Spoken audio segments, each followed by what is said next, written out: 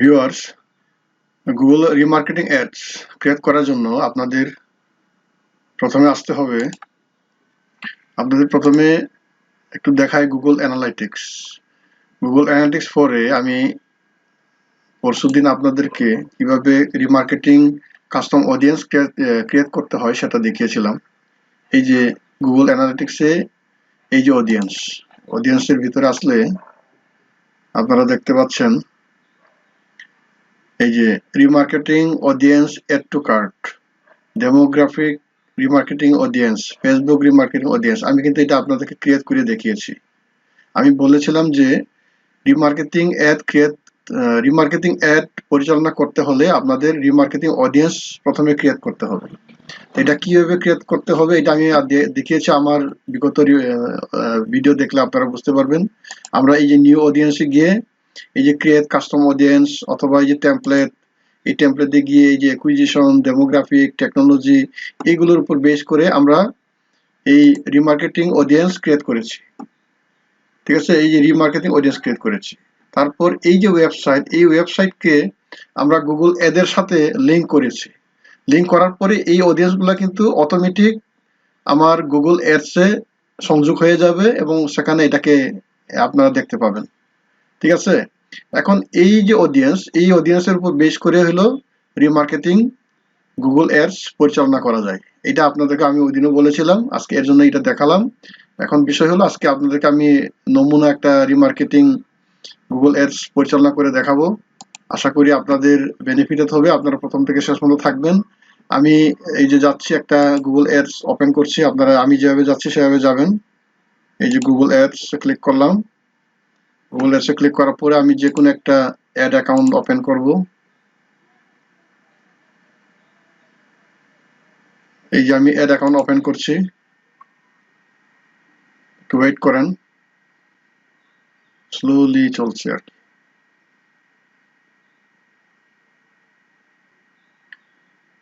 আচ্ছা, ওপেন হয়ে গেছে। এটা হলো গুগল অ্যাড অ্যাকাউন্ট। এই গুগল অ্যাড অ্যাকাউন্টে আমি কোনো অ্যাড রান করিনি এখনো, কিন্তু আপনাদেরকে দেখানোর সাথে আমি এটা ব্যবহার করতেছি।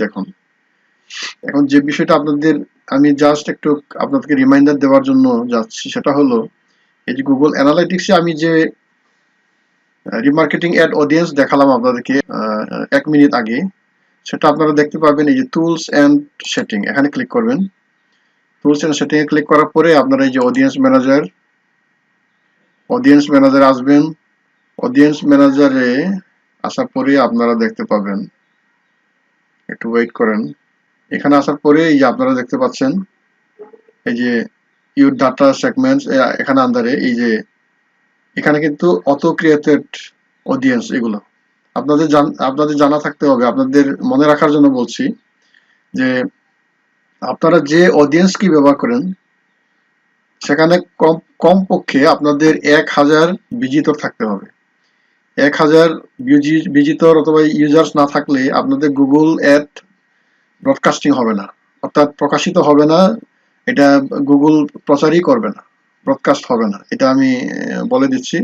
মিনিমাম 1000 ভিজিটর লাগবে আপনার অডিয়েন্স সাইজ, ভিজিটর মানে অডিয়েন্স সাইজ আপনাদের মিনিমাম 1000 হতে হবে। আপনাদের এখন আমার এই ওয়েবসাইট নতুন, গুগল অ্যাড আমি এখানে সংযোগ করছি, ঠিক আছে, কিন্তু যেহেতু অডিয়েন্স নাই, এই যে মাত্র 1441, কাজেই এটা দিয়ে আমি যদি রিমার্কেটিং অ্যাড চালাই এটা কোনোভাবেই ব্রডকাস্ট হবে না। ঠিক আছে, তারপরে আপনাদেরকে শেখানোর স্বার্থে আমি বিষয়টি আপনাদেরকে দেখাচ্ছি। এই যে এখানে যে অডিয়েন্সগুলো আছে এদের উপর বেস করেই অথবা গুগল অ্যানালাইটিক্স যে রিমার্কেটিং অডিয়েন্স আমি তৈরি করেছি এটা আপনারা সংযোগ হওয়ার পরে এখানে দেখতে পাবেন। ঠিক আছে, এখানে দেখতে পাবেন আপনারা। এখানে দেখতে পেলে ওইটাকে আমরা ব্যবহার করে রিমার্কেটিং অ্যাড চালাতে পারবো। আর আরেকটা কাজ যেটা আপনাদেরকে বলেছিলাম যে এই যে ইউর ডাটা সোর্সে গিয়ে এই যে গুগল অ্যানালাইটিক্স 4, এই গুগল অ্যানালাইটিক্স 4 থেকে ট্যাগ নিয়ে গুগল ট্যাগ ম্যানেজার সাথে সংযোগ করতে হবে। এটা একটা ধাপ। তাহলে এই ধাপগুলো অতিক্রম করার পরে আমরা গুগল রিমার্কেটিং অ্যাড পরিচালনা করতে পারবো।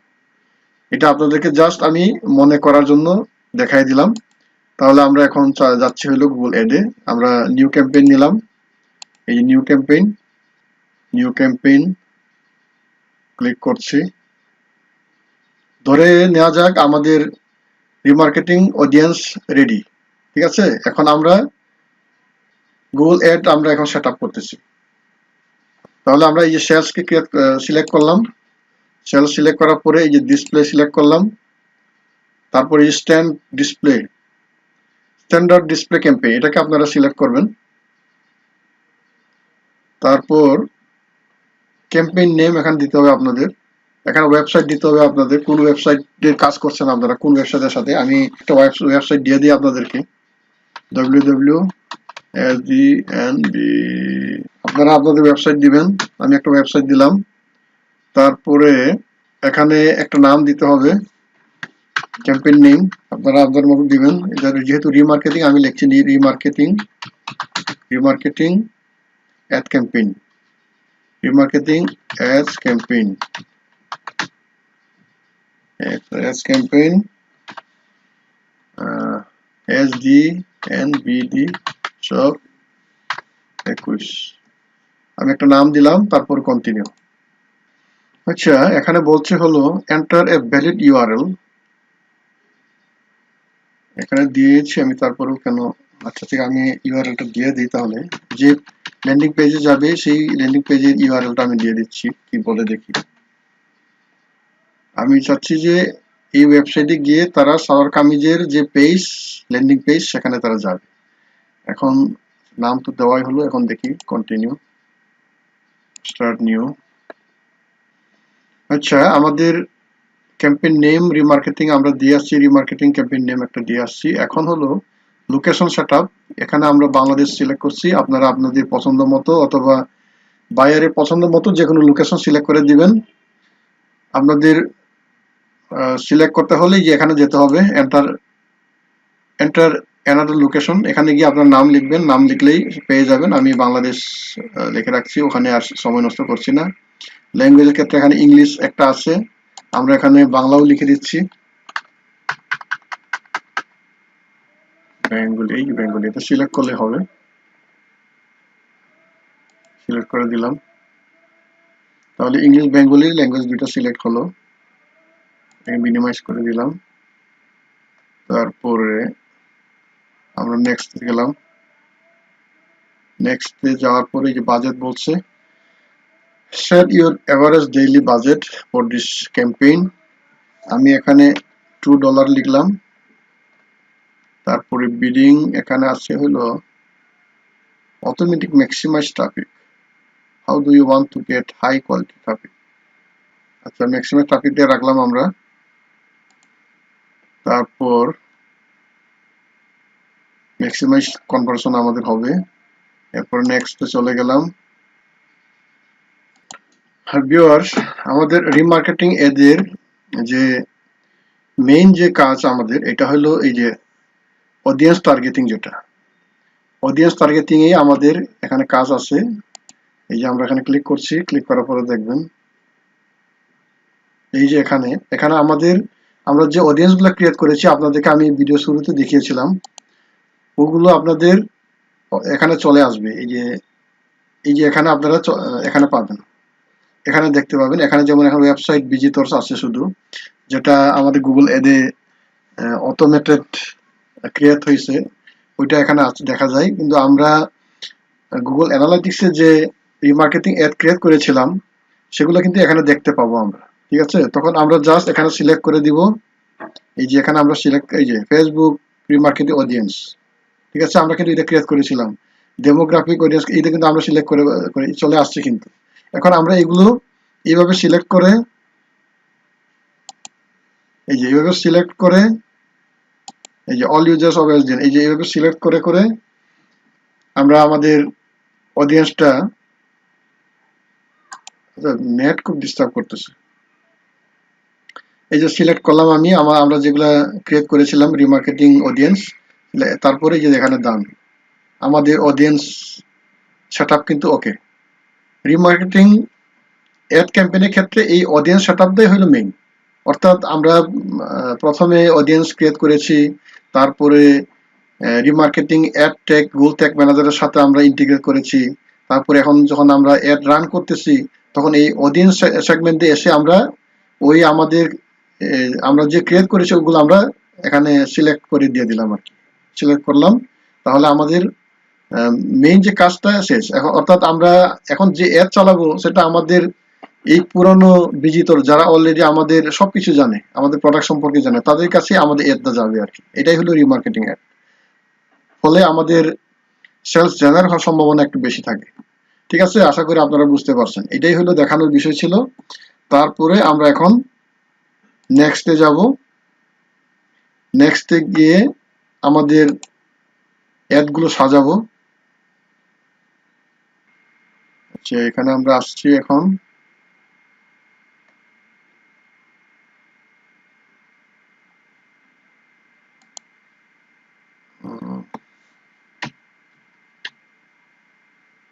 ইউআরএল আমাদের ফাইনাল ইউআরএল মানে ল্যান্ডিং পেজ যেখানে ভিজিটররা যাবে, এটা দিলাম। বিজনেস নেম দিলাম, একটা দিলাম এজ আইটেম, একটা নাম দিলাম। তারপরে image logo, image and logo, আমরা একটা ইমেজ দিই।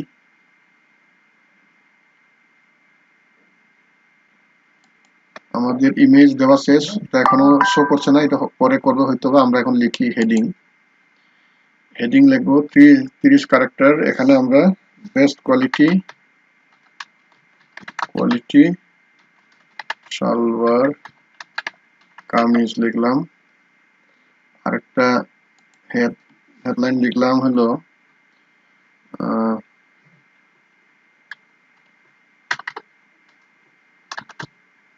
Gate quality product in cheap price লিখলাম। এটা একটু বড় হয়ে গেল, 30 ক্যারেক্টার মতো লিখতে হবে। হেডলাইন 3টা দিলাম। এই হেডলাইন গুলো আপনাদের যখন অ্যাড চলবে তখন এগুলো রোটেশন আকারে চলতে থাকবে। তারপরে ডেসক্রিপশন আমি একটা আনি তাহলে।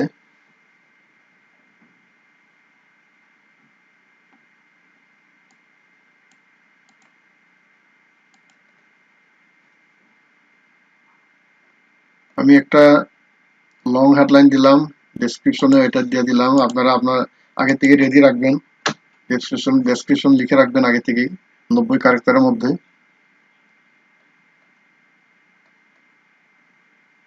তাহলে আমি হেডিং দিলাম, হেডলাইন দিলাম 3টা, লং হেডলাইন দিলাম একটা, ডেসক্রিপশন দিলাম। ভিউয়ার্স, আপনারা দেখতে পাচ্ছেন আমার প্রোডাক্ট ইমেজ আপলোড, এই যে সাইজের জন্য একটু সমস্যা ছিল, সাইজটা একটু চেঞ্জ করেছি। তারপরে এই যে এখানে সে অ্যাকসেপ্ট করেছে। এখন নেট একটু সমস্যা হচ্ছে, এর জন্য বারবার রিলোড হচ্ছে। এই যে এইভাবে দেখাবে আর কি।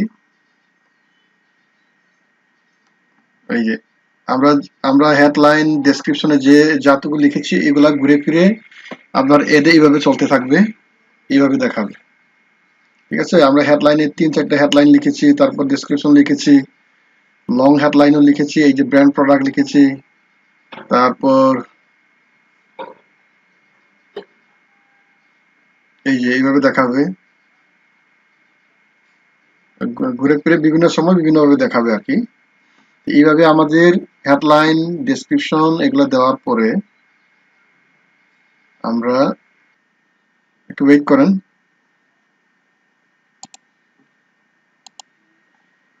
তাহলে আমাদের অ্যাড সমস্ত সেট আপ করার পরে এই যে এখানে সামারি দেখাচ্ছে, campaign name remarketing ad campaign, campaign type display, objective sales, final URL আমরা দিয়েছি এই যে এটা SDN/product/সালোয়ার kameez, campaign setting Bangladesh location, language English Bangla, budget আমরা per day $2, bidding maximum conversion, ad group 1 আমাদের অডিয়েন্স আমরা অল ইউজার্স এসডিএন এর এই দুইটা অডিয়েন্স আমরা রিমার্কেটিং অডিয়েন্স সিলেক্ট করে দিয়ে দিয়েছি।